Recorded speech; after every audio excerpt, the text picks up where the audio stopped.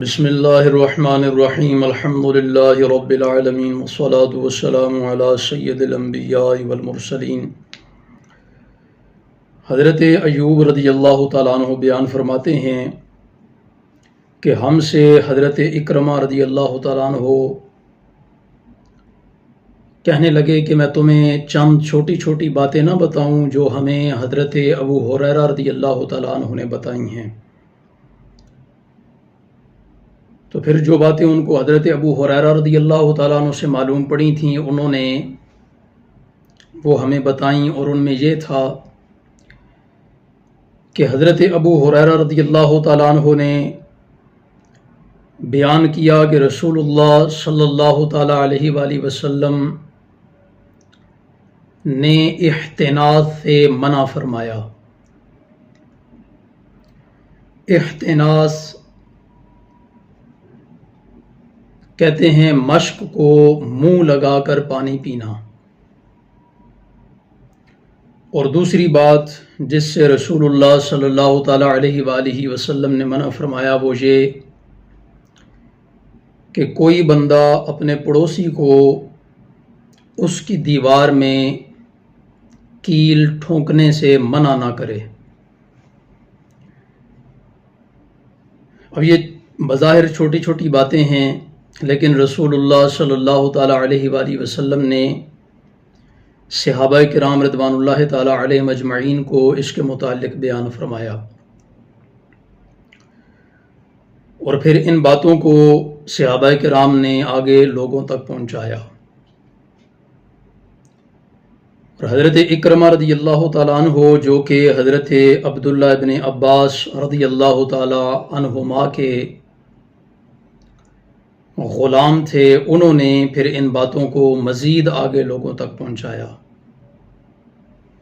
اور بتاتے ہوئے یہ بات بیان کی کہ میں یہ چند چھوٹی چھوٹی باتیں تمہیں نہ بتا دوں، یعنی کہ بظاہر یہ باتیں چھوٹی لگتی ہیں، معمولی لگتی ہیں، لیکن ان کے فوائد بہت زیادہ ہیں۔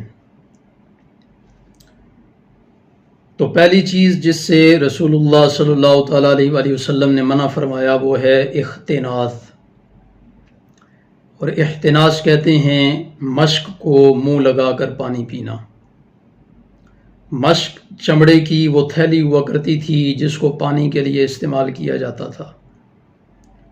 اور سفر میں اس کو اپنے ساتھ رکھا جاتا تھا۔ اس کو ڈائریکٹ منہ لگا کر پانی پینے سے رسول اللہ صلی اللہ تعالیٰ علیہ وآلہ وسلم نے منع فرمایا۔ تو اس کے اندر بہت سی حکمتیں ہو سکتی ہیں۔ سب سے اہم بات وہ یہ ہے کہ کہیں اس کے اندر کوئی زہریلا نقصان دہ کیڑا موجود نہ ہو کہ جو آپ اگر ڈائریکٹ منہ لگا کے پانی پی رہے ہیں اور وہ آپ کے حلق کے اندر، آپ کے منہ کے اندر نہ چلا جائے اور آپ کو نقصان نہ پہنچے۔ ہم لوگ بھی بسا اوقات لا علمی میں نلکے کو کھولتے ہیں اور ڈائریکٹ نلکے کو ہی منہ لگا کے پانی پینا شروع کر دیتے ہیں۔ تو بظاہر یہ بڑی معمولی سی بات ہے، لیکن اگر پانی کی ٹنکی کے اندر کوئی زہریلا کیڑا موجود ہو تو وہ اگر نلکے کے اندر فلٹر نہیں لگا ہوا تو وہ ہمارے منہ میں جا سکتا ہے ڈائریکٹ، اور اس کا پھر بڑا بھاری نقصان ہمیں پہنچ سکتا ہے۔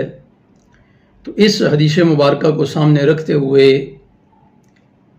ہم اس پر عمل کر سکتے ہیں کہ ڈائریکٹ نلکے کو منہ لگا کر پانی نہ پئیں۔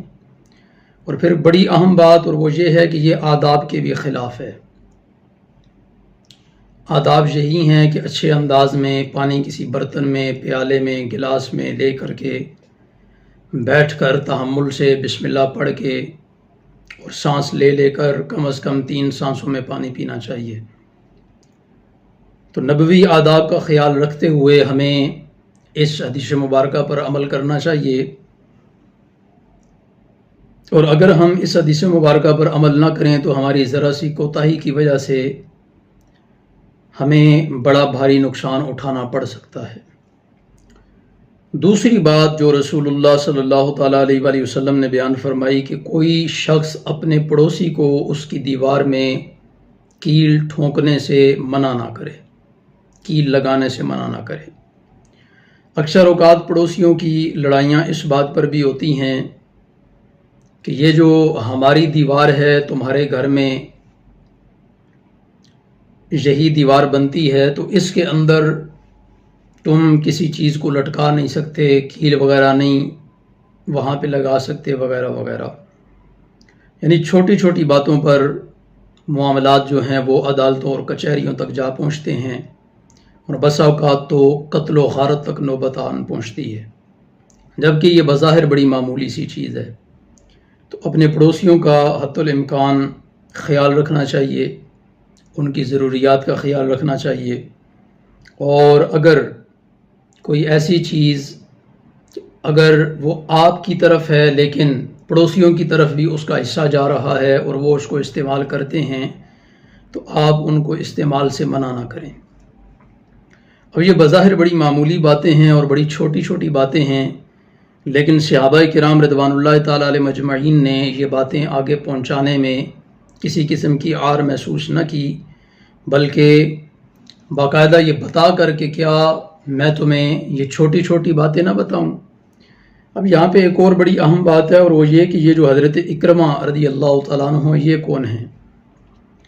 یہ حضرت عبداللہ بن عباس رضی اللہ تعالیٰ عنہما کے غلام ہیں، اور ان کے بارے میں آتا ہے کہ ان کو حضرت عبداللہ بن عباس رضی اللہ تعالیٰ عنہما جو کہ خود بہت بڑے مفسر صحابی تھے، انہوں نے اپنے اس غلام اکرمہ کو بڑے اچھے انداز میں تعلیم دی، تعلیم و تربیت کی، آپ کو پڑھایا لکھایا، بڑے بہترین انداز میں انہوں نے آپ کی تربیت کی، اور پھر یہی حضرت اکرمہ ہیں جو آگے لوگوں کی تربیت کر رہے ہیں، اور لوگوں کو بڑے خوبصورت انداز میں پہلے ان کو قائل کر رہے ہیں کہ کیا میں تمہیں اچھی اچھی باتیں چھوٹی چھوٹی باتیں نہ بتا دوں جو ہمیں حضرت ابو ہریرہ رضی اللہ تعالیٰ عنہ سے پتہ چلی ہیں، اور حضرت ابو ہریرہ رضی اللہ تعالیٰ عنہ کو رسول اللہ صلی اللہ تعالیٰ علیہ وآلہ وسلم نے بیان فرمائی ہیں۔ تو یہ باتیں انہوں نے حضور نبی رحمت علیہ السلام کی امانت جو حضرت ابو ہریرہ رضی اللہ تعالیٰ عنہ کے ذریعے ان تک پہنچی تھی، پھر آگے مزید صحابہ کرام تابعین تک انہوں نے پہنچائی۔ اللہ رب العزت ہمیں ان پر عمل کرنے کی توفیق عطا فرمائے۔ تو یہ بات کہ حضرت اکرمہ رضی اللہ تعالیٰ عنہ جو کہ حضرت عبداللہ بن عباس رضی اللہ تعالیٰ عنہما کے غلام تھے، تو انہوں نے اپنے غلام کی تعلیم و تربیت میں کسی قسم کی کوئی کسر نہیں چھوڑی، یہاں تک کہ آزاد لوگ یعنی آزاد لوگوں میں جو بڑے بڑے علماء تھے صحابہ کرام یا تابعین میں سے، وہ بھی حضرت اکرمہ رضی اللہ تعالیٰ عنہ کی علمی حیثیت کا دم بھرا کرتے تھے، ان کی علمی حیثیت کو مانتے تھے کہ ان کے پاس واقعی بڑا علم ہے جو انہوں نے حضرت عبداللہ بن عباس رضی اللہ تعالیٰ عنہما سے حاصل کیا۔ تو یہ ہمارے لیے بڑا لمحہ فکریہ ہے کہ ہم اپنے ماتحت وہ لوگ جو تعلیم و تعلم حاصل نہیں کر سکتے، جن کے پاس ذرائع نہیں ہیں، غربت کی وجہ سے یا گھریلو حالات کی وجہ سے وہ تعلیم حاصل نہیں کر سکتے، تو ہم ان لوگوں کو جس قدر ممکن ہو سکے ان کی تعلیم و تربیت کا بندوبست کر کے صحابہ کرام رضوان اللہ تعالیٰ علیہ مجمعین کی اس سنت کو زندہ کر سکتے ہیں۔ اور پھر یہ علم کی شمع ایسی شمع ہے کہ یہ صدقہ جاریہ ہے کہ مرنے کے بعد اس سے آپ کی قبر بھی روشن ہوگی،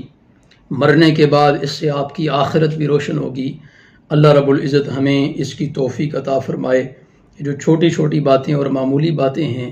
حضور نبی رحمت علیہ السلام کے چھوٹے چھوٹے احکامات ہیں جو ہمیں بڑے بھاری نقصانات سے محفوظ کر سکتے ہیں۔ اللہ رب العزت ہمیں ان پر صحیح انداز میں اپنے زمانے کے مطابق بہتر طریقے سے عمل کرنے کی توفیق عطا فرمائے۔ وآخر دعوانا الحمد للہ رب العالمین۔